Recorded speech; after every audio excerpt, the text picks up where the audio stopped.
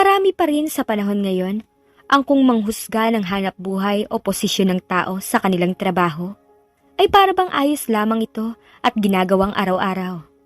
Hindi tamang may minamaliit tayo dahil hindi natin alam kung sino talaga silang tunay. Pare, totoo ba? May gusto ka kay Annie?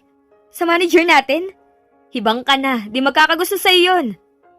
Sigaw ni Joseph kay Mark na siya namang ikinatawa ng lahat habang sila ay nasa break time. Hindi mapigilan ng mga katrabaho ni Mark na tawanan siya at pag-aasa rin nang mabanggit ng kanilang kasama ang tungkol sa kanyang nararamdaman para kay Manager Annie. Sa tuwing may pagkakataon, inuungkat nila ang kanyang pagkagusto. Tila ba ginagawa itong biro sa araw-araw nilang trabaho. Pare, seryoso ka ba talaga? Baka nga hindi ka man lang napapansin ni Ma'am Annie. Sabat naman ni Luis na may halong pangmamata sa boses. Alam mo Mark, dagdag ni Joseph habang hawak-hawak ang sandwich. Manager yon, may posisyon, may porma at siguradong sosyal. Ikaw, factory worker ka lang pare, walang laban yan. Tumatawa ang iba nilang kasamahan habang pinapanood si Mark na namumula ang mukha sa hiya at pagtatangka ng pagtatanggol sa sarili. Sa loob-loob niya alam naman niyang malayo ang agwat nila ni Manager Annie, pero hindi niya maiwasang mangarap. Matagal na niya itong pinapantasya. Matyaga niyang pinapanood si Annie tuwing dumadaan nito sa production floor. At lihim na hinahangaan ang kaniyang pagiging profesional at kumpiyansa. Huwag mo na ngang ipilit, Mark. Wala kang pag-asa sa ganyan. Minsan, kailangan din nating tanggapin kung nasaan tayo. Sabat pa ng isa nilang katrabaho habang iniiling ang ulo at tinatapik si Mark sa balikat. Tama na yan, guys.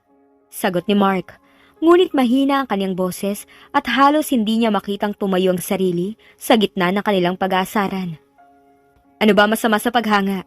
Wala naman akong ginagawang masama. Nako Mark, hindi ang paghanga ang tawag dyan. Pangarap sa ere yan. Patuloy na pangasar ni Joseph habang pumapalakpak pa sa tawa. Kung ako sa'yo, tigilan mo na. Baka mapahiya ka lang lalo. Sa kabila ng pangungutya ng kanyang mga kasama, naramdaman ni Mark na hindi siya makokontento hanggat hindi niya sinusubukang magtapat kay Annie. Sa isip niya, hindi ko kailanman malalaman kung hindi ko susubukan. Kaya't isang araw sinikap niyang mag-ipon ng lakas ng loob at nagpasya siyang lumapit sa opisina ni Manager Annie. Bago pa man siya makapasok, nagbigay muna siya ng malalim na buntong hininga upang mapanatag ang sarili. Pagkatok niya sa pinto, binuksan to ni Annie, na nagulat nang makita si Mark. Yes, Mark. Ano kailangan mo? Tanong ni Annie. Malamig ang boses at walang bakas ng interes sa kanyang muka. Nag-aalangan si Mark, pero nagpatuloy siya. Ma'am Annie, gusto ko po sanang sabihin na matagal na kitang hinahangaan. Simula niya na may bahagyang panginginig sa kanyang boses. Alam kong hindi ito ang tamang pagkakataon. Pero gusto ko lang sanang malaman mo na may nararamdaman ako para sa'yo. Tahimik si Annie sa ilang saglit, ngunit bigla siyang tumawa ng malakas. Halos nahulog pa sa kanyang upuan. Ang kanyang halakhak ay puno ng pangungutya at nakatingin siya kay Mark na para bang isang katawa-tawang palabas ang kanyang naririnig. Mark, seryoso ka ba? Talaga bang may gusto ka sa akin? Tanong ni Annie habang patuloy ang pagtawa. Ma'am Annie, totoo po. Sagot ni Mark na nararamdaman ang pagliit ng kanyang pagkatao sa bawat segundo. Alam kong factory worker lang ako, pero bakit mo nga ba naisip na magkakagusto ako sa tulad mo? Putol ni Annie sa kanya, sabay tahimik na pagtitig kay Mark mula ulo hanggang paa. Mark, hindi kita minamaliit, pero come on! Factory worker ka at manager ako. Hindi mo ba nakikita ang layo ng agwat natin? Sa pagkakarinig ni Mark ng mga salitang yun, parang gumuho ang kanyang mundo. Parang nabingi siya sa sakit ng bawat salitang binitiwan ni Annie. Ramdam niya ang mga mata nito na tila humusga sa kanya, na parang pinagtatawanan ang mismong pangarap na ipinundar niya ng matagal. Pero, Ma'am Annie, sabat ni Mark, pilit na nagpupumilit pa rin. Hindi naman po ako nakatingin sa posisyon na estado. Alam kong hindi kita ka-level, pero hindi naman ibig sabihin na hindi na kita pwedeng mahalin. Napailing si Annie, nagmumurang nakangiti at muling tumawa ng may halong pangmamata. Mark, minsan kailangan din nating maging realistic sa buhay. Hindi mo pwedeng ipilit ang isang bagay na hindi naman mag-work. Lalo na kung ang daming factors na hindi mo pwedeng basta-basta baliwalain. Tanggapin mo na lang, walang mangyayari sa iniisip mo. Tuluyang lumabas si Mark mula sa opisina ni Annie na bagsak ang balikat at tila naubos ang lahat ng lakas at tapang sa katawan. Sa kanyang paglabas, hindi niya maiwasang isipin ang lahat ng pang-asar ng kanyang mga kasamahan noon. Naramdaman niya ang bigat ng mga salitang binitiwan ni Annie at ang kanyang puso tila dinurog sa harap ng bawat pagtawa, bawat tingin at bawat panghuhusga. Kinabukasan muling nag-ipon ng lakas ng loob si Mark upang subukang makausap si Annie. Sa kabila ng sakit ng pagkapahiya noong una, umaasa pa rin siyang baka maunawaan nito ang kanyang nararamdaman o kahit man lang magkaroon sila ng maayos na pag-uusap. Sa kanyang iniisip niya na baka sa ikalawang pagkakataon, magbago ang pananaw ni Annie tungkol sa kanya. Pagdating ng break time, naghintay siya sa malapit sa opisina ni Annie. Umaasa na makuha ang kanyang atensyon. Ilang saglit lang ay nakita niyang papalabas si Annie. Na tila nagulat nang makita si Mark na naghihintay sa kanya. Ma'am Annie, sandali lang po.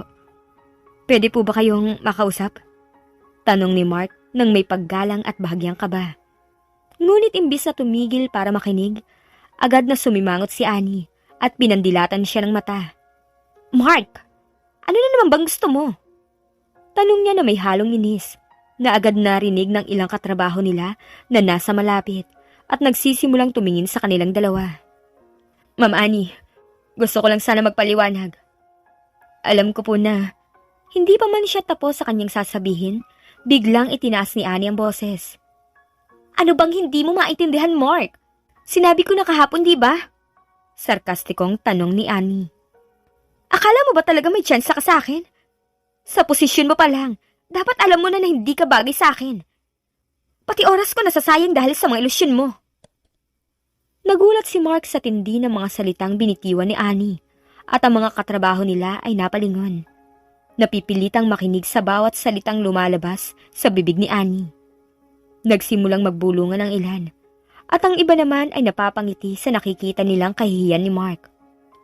Hindi ka ba talaga marunong makaintindi? Patuloy ni Annie. Ang kapal ng mukha mong isipin na ako, na manager mo. Magkakagusto sa isang factory worker na tulad mo. Ano bang iniisip mo, Mark? Napakatas naman yata ng pangarap mo. Wala nang nagawa si Mark kundi ang tumingin sa sahig. Ramdam ang bawat titig ng kanilang mga kasamahan na tila lalo pang nagpapalubha sa kanyang hiya. Habang tahimik siyang nakatayo, nagpatuloy si Annie sa kanyang panginsulto. Baka dapat unahin mo na lang ang trabaho mo kaysa magpantasya sa mga bagay na hindi mangyayari. Sarkastikong dagdag ni Annie na sinamahan pa ng mapanuyang tawa. Pasalamat ka nga tinatanggap ka dito sa kabila ng kakulangan mo.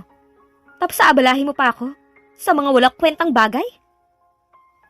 Nang mapansin ni Annie ang pag-ipon ng mga tao na nakikinig sa kanila, tila lalo pang sumigla ang kaniyang panghusga. Ay nako! Alam niyo bang si Mark? Itong si factory worker natin. May lakas ng loob na magpahayag ng nararamdaman sa akin. Sabay tingin sa paligid. Naghihintay sa reaksyon ng kanilang mga katrabaho. Tumawa ang ilan at ang iba'y nagpalakpak na parabang sumang-ayon kay Annie. Napalunok si Mark. Pakiramdam niya ay napako siya sa kinatatayuan at hindi niya alam kung saan itatago ang kanyang mukha sa sobrang hiya. Halos gusto na niyang tumakbo palayo, ngunit ang kanyang mga paa tila nakatanim sa sahig. Mark, tandaan mo, hindi ka pwede makipagsabayan sa akin o sa kahit sino dito. Huwag mong gawing katawa-tawang sarili mo. Muling sarkastikong sabi ni Annie bago to tumalikod at iniwan siya sa gitna ng malulupit na tingin ng mga tao. Matapos ang eksenang yun, hindi na muling nag-attempt si Mark na lumapit pa kay Annie. Ang bawat pangungutya at halakhak ng kanyang mga kasamahan, tila naging marka ng panghahamak sa kanyang pagkalalaki at pangarap, dahilan para unti-unti siyang Nawalan ng gana sa kanyang trabaho at sa sarili. Sa kabila ng lahat ng ito, itinatak ni Mark sa kanyang isipan na balang araw, babangon siya mula sa kahihiyan at patutunayan sa kanilang lahat, lalo na kay Annie, na hindi lang siya basta-basta factory worker. Makalipas ang 1 linggo, mabilis na kumalat ang balita sa kumpanya na darating ang CEO sa kanilang planta. Lahat ay naging abala sa paghahanda. Naglinis ng paligid, inayos ang mga mesa, at siniguradong maayos ang lahat. Si Annie, ang manager, labis na nagpakitang gilas, sumigaw-sigaw pa sa mga empleyado upang tiyaking walang kapintasan sa pagdating ng mataas na opisyal. Para sa kanya, ito na ang pagkakataon upang ipakita ang kanyang dedikasyon at disiplina. Nagtipon-tipon ang mga empleyado sa main hall ng planta. Nakasuot ng maayos na uniforme at maingat na nakapila. Ang lahat ay sabik na makita ang CEO, lalo na si Annie na nakangiti pa at tila ba pinaplano na ang mga sasabihin upang makakuha ng impresyon mula sa boss. Alam niyang isang malaking hakbang ito para sa kanyang ambisyon sa kumpanya. Isang itim na sasakyan ang dumating at bumaba ang isang matikas at makapangyarihang figura, ang CEO ng kumpanya. Ang lahat ay tahimik, nagpapahayag ng respeto. Ngumiti ang CEO at nagsimulang magsalita. Ipinahayag ang kanyang pasasalamat sa dedikasyon ng mga empleyado. Ngunit kasunod ng kanyang pambungad na pananalita, sinabi niyang may napaka-espesyal na anunsyo siya para sa lahat. Gusto kong ipakilala sa inyo ang aking anak. Sabi ng CEO habang ngumiti ito ng may pagmamalaki. Nagulat ang lahat at nagtanong sa kanilang mga sarili kung sino ang tinutukoy ng CEO. Biglang tumindig mula sa likuran ang isang pamilyar na muka. Si Mark. Tila hindi makapaniwala ang karamihan sa kanilang nakita. Ang dating tahimik at pinagkukukutya lamang ng iba, ang factory worker na walang iba kundi si Mark, ay lumapit sa kanyang ama, ang CEO ng kumpanya. Nagpalakpakan ng lahat ngunit bakas sa mukha ng iba ang pagtataka at pagkagulat.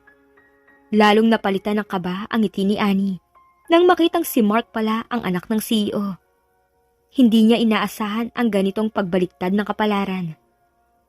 Ngumiti si Mark at humarap sa mga empleyado. Ngunit nang dumating ang kanyang paningin kay Annie, napansin nito ang pagkatigalgal at pagkapahiya ng manager. Simula ngayon, pahayag ng CEO, ipinapasa ko ang pamumuno ng planta sa aking anak, si Mark, bilang bagong CEO. Walang anumang sinabi si Mark, ngunit sa kanyang tingin, alam na ng lahat ang kanyang posisyon. Nang matapos ang pagpapakilala, hinarap ni Mark si Annie at ang ilang mga kasamahan na noon ay tumatawa at nangungutya sa kanya. Annie, malumanay ngunit matatag na sabi ni Mark. Pasensya na, pero simula ngayon, hindi na kita kailangan sa kumpanyang to.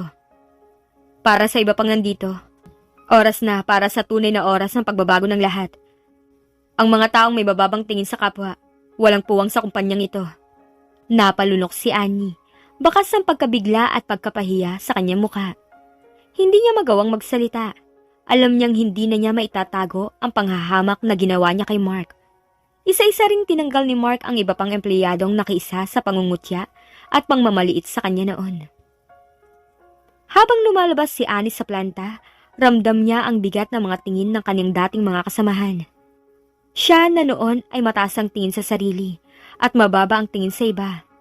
Ngayoy umalis ng nakayuko, dala ang aral na hindi masusukat ng posisyon o trabaho, ang tunay na halaga ng isang tao.